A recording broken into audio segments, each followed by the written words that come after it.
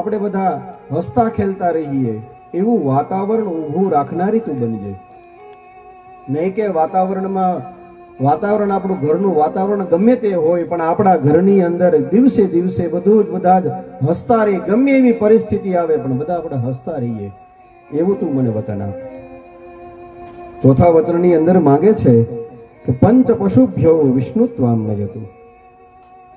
હે વધુ તું મને એવું વચન આપ કે પરમાત્મા એવી રીતે તું મને પ્રાપ્ત કરજે કે ઘરમાં પશુઓ હોય, વૃદ્ધ હોય, બાળકો હોય, આપણે મા બાપ હોય, પિતા પત્ની હોય, બધા જ હોય. કદાચ ઘરમાં એક વૃદ્ધથી લઈ બાળક સુધી બધાનું તું સંભારણ રાખનારી થા. કદાચ હું ઘરે હોઉં કે ન હોઉં, કદાચ ઘરમાં હું ન હોઉં તો એ બાળકનું એટલું જ ધ્યાન રાખજે જેમ તું મારું જેટલું ધ્યાન રાખે છે.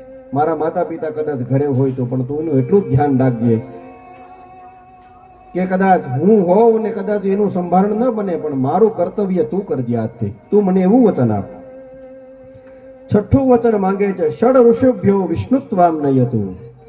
આપણા શાસ્ત્રમાં તો એવા વચનો છે કે ષડ ઋતુ છે, જેને 6 ઋતુ બતાવી છે. દર મહિને એક ઋતુ બદલે, એટલે 12 મહિનાની 6 ઋતુ.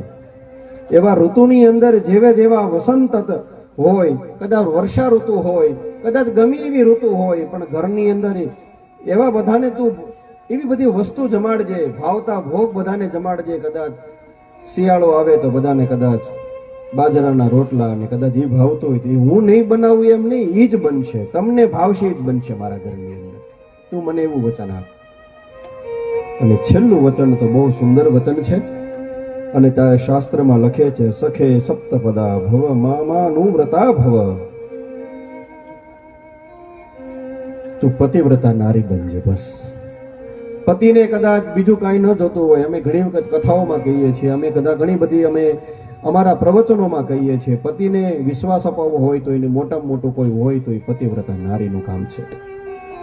ઘણી વખત અમે કહેતા હોઈએ છીએ કે તમે બધા જ કદાચ એને ઓછું જમાડજો, પણ તમારી ઉપર કદાચ એ પ્રેમ ઘટે એવું ક્યારેય કરશો માં. હું સપનાને પણ કહું છું, દીકરા તારા ઘરની અંદર દિન પ્રગતિ અપાવી હોય તારા પતિ ઉપર, તો એની પતિવ્રતા તું નારી બનજે. આજે મારા ઘણા બધા વર્ષો લગ્ન પછી આજ એવી કન્યાદાન અમે કર્યું છે. એ સપનાના મમ્મી, કદાચ મારું નામ તો મને સ્મૃતિમાંથી નીકળી ગયું છે, એ મને કહેતા હતા કે દાદા મારી એક એવી ઈચ્છા છે કે મારી દીકરી, મેં પણ જેમ મારા પતિની નિત્ય સેવા કરી છે એમ મારી દીકરી પણ એના પતિની નિત્ય સેવા કરે, એવું વચન તમે મને અપાવો. હું બહુ રાજી થયો આ વ્રત સાંભળીને, અને હું પણ એ જ કહું છું દીકરા તું પતિવ્રતા નારી બનજે. આ 7 વચનો એના પતિ એના વધુ આંગળથી માંગે છે, અને ત્યાર પછી કન્યાના 7 વચનો હોય છે. પહેલું વ્રત છે કે ત્વન્નો મે અખિલ સૌભાગ્યમ પુણ્યે ત્વામ વિદધે કૃતે હે દેવી સંપાદિતો મહ્યમ વધુરાધ્યે પદે બ્રુવેત. પેલું વચન કે મારું અખિલ સૌભાગ્ય છે, મારા જન્મના પુણ્ય જ્યારે ભેગા થયા ને, તમે મને પતિ તરીકે તમે મળ્યા છો. અખિલ સૌભાગ્યમ, મારું ખૂબ સૌભાગ્ય હશે કે તમે મને આ ભાવની અંદર પતિના રૂપમાં તમે મને મળ્યા. ન ભાઈના રૂપમાં મળ્યા, ન પિતાના રૂપમાં મળ્યા, ન બસ પતિના રૂપમાં તમે મને મળ્યા. એ મારું અખિલ સૌભાગ્ય છે. બીજું વચન કહે છે કુટુંબ પાલસ્યામી. તમે કદાચ ઘરે હો કે નહીં હો, તમે ચિંતા ન કરશો, તમારા ઘરનું પાલન હું કરીશ.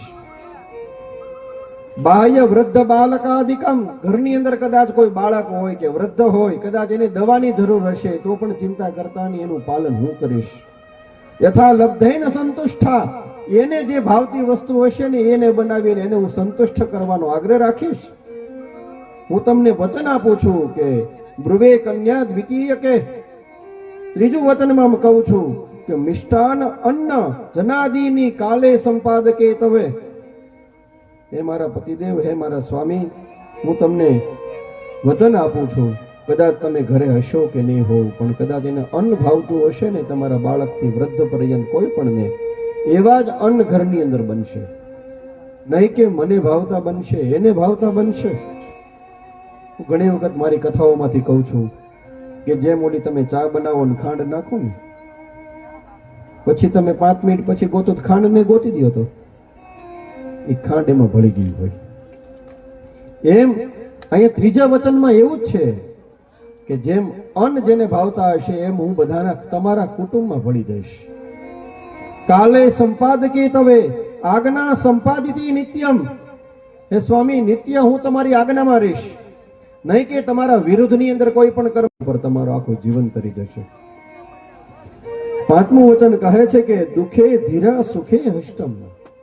હે મારા સ્વામી, હે મારા ભગવાન, હું તમને વચન આપું છું, કદાચ આપત્તિ કાળ હશે આપણા ઘરનો, કદાચ સમય કદાચ આપણો ઘેરાઈ જશે, દુઃખી ધીરા, કદાચ દુઃખ આવી પડશે આપણા ઘરની અંદર, તમે ચિંતા ન કરતા, તમારી હારે હું હોઈશ.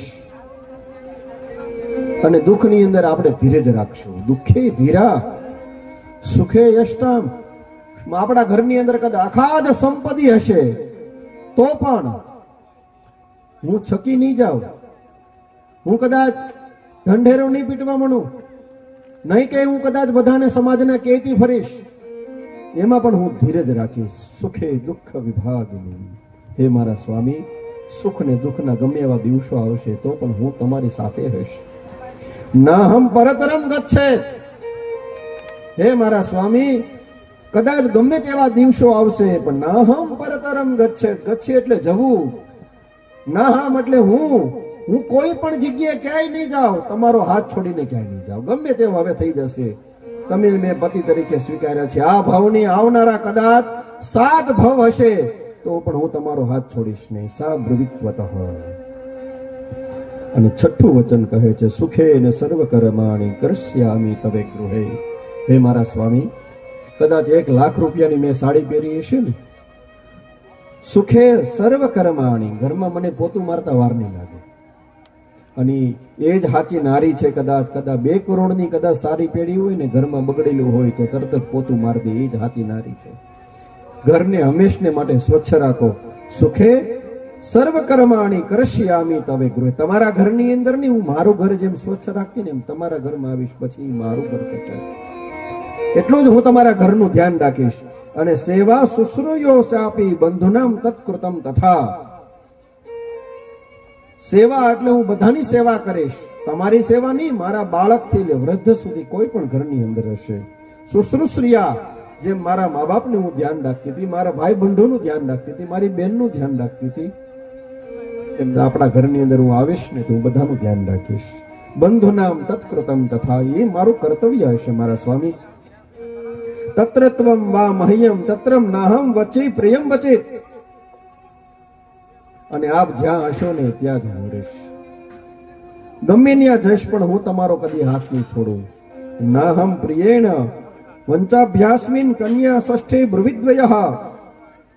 હું તમારાથી ક્યારેય તમને છેતરીશ નહીં. આ બહુ મોટામાં મોટું વચન છે. તમને છેતરીને એક પણ ક્યારે કામ નહીં કરીશ. હું તમને વચન આપું છું.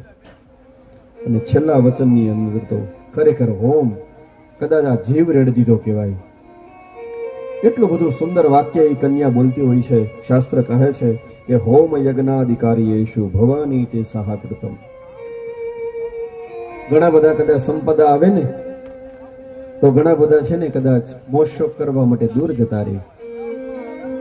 પણ હું હે પતિ, હું તમને આપના ચરણમાં પ્રાર્થના કરું છું કે હોમ યજ્ઞાધિકારી યેશુ, તમારી આગળ ક્યારે હું ખોટા કામ નહીં કરાવું. કઈ યજ્ઞ કરાવીશ, તમારી આગળ ક્યાંક એવું કર્મ કરાવીશ કે સમાજને શોભે, આપણા કુટુંબને શોભે, એવો હું તમારા હાથે કામ કરાવીશ, યજ્ઞ કરાવીશ, સત્કર્મ તમને કરાવીશ. તમારા હાથે સત્કર્મ કરશો ને તો હું બહુ રાજી થાઈશ, પ્રસન્ન થાય. યજ્ઞ કરશો તો હું રાજી થાય, હું બહુ પ્રસન્ન થાય. ધર્મ અર્થ કામેશુ મનોવૃત્તાનુસારિણીમ. ધર્મ અર્થ કામમાં હું તમારી હારે હઈશ. અને છેલ્લું કીધું છે મનોવૃત્તાનુસારિણી. મનોવૃત્તાનુસારી, તમારા મનને જાણવાનો કોશિશ કરીશ. કદાચ તમે બારગામ ગયા હશો, ઘરે આવતા હશો, તમને એમ થાય કે મારી સપનાએ ઘરે જાવ તો રીંગણા બટેટાનું શાક બનાવ્યું, રોટલા બનાવ્યા હોય, તો ઘરે આવશો ને તો રીંગણા બટેટાનું શાક ને રોટલા જશે. એને મનને જાણવાનો પ્રયાસ કર્યો કહેવાય. એને કહેવાય મનોવૃત્તાનુસારિણી. સર્વે સાક્ષિત્વમ મેં, હું પ્રતિજ્ઞા લઉં છું કે સૂર્ય ચંદ્રની સાક્ષીએ, આ અગ્નિદેવની સાક્ષીએ, સામે રહેલા ગણપતિ અને મારા ઈષ્ટદેવ કુળ દેવતાની સાક્ષીએ હું વચન લઉં છું કે પતિર ભોયોસ્મી સાંપ્રતમ, કે હું તમને મારા પતિ તરીકે સ્વીકાર કરું છું, મારા સ્વામી તરીકે તમને સ્વીકાર કરું છું. દેહો મયા પિતર તુભ્યમ સપ્તમે સા બ્રવિત્વચઃ. છેલ્લી લીટીની અંદર કહે છે વધુવીના પતિને કે દેહો મયા, જ્યાં સુધી આ દેહની અંદર જીવ છે, આ દેહની અંદર જ્યાં સુધી આ પરમાત્મા રૂપી દેહની અંદર ધબધબ ધડકે છે મારી ધડકન, કે હે સ્વામી ત્યાં સુધી તમારા ચરણની હું સેવા કરતી રહીશ. કૃષ્ણ દાસોહમ, જેમ આપણે બોલીએ છીએ એમાં એ પતિને કહે છે કે પતિ દાસોહમ, દાસો